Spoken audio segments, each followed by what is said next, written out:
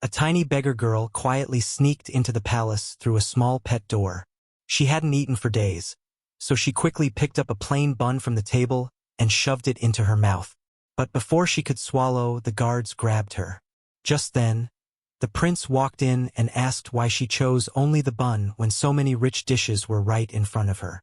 The girl softly replied that the bun was the cheapest, and she didn't have the courage to take anything more expensive like eggs or meat.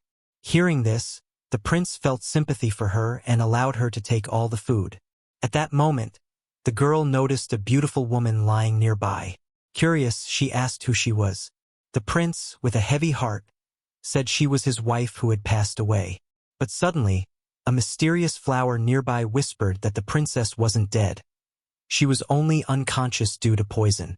Strangely, only the little girl could hear it. She quickly told the prince, but the royal doctor refused to believe her and insisted that the princess had already died. Then the flower whispered again, revealing that the poison was trapped inside a doll. If that doll was burned, the princess would wake up. Without wasting time, the girl tried to grab the doll, but the guards stopped her. It was the last memory of the princess's daughter, and no one was allowed to touch it. Even the prince asked her to leave it alone, but the flower kept urging her again and again. Gathering courage, the girl ignored everyone and threw the doll straight into the fire. Suddenly, thick black smoke rose from the flames, forming into a dark scorpion before vanishing into thin air. At that exact moment, the princess slowly opened her eyes. Overwhelmed with joy, the prince rushed forward and hugged her tightly. The princess looked at the little girl with gratitude and thanked her for saving her life, embracing her warmly.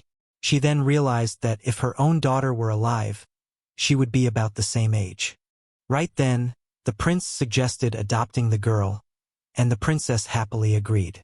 From that day on, the little beggar girl lived a happy life, never having to worry about hunger again.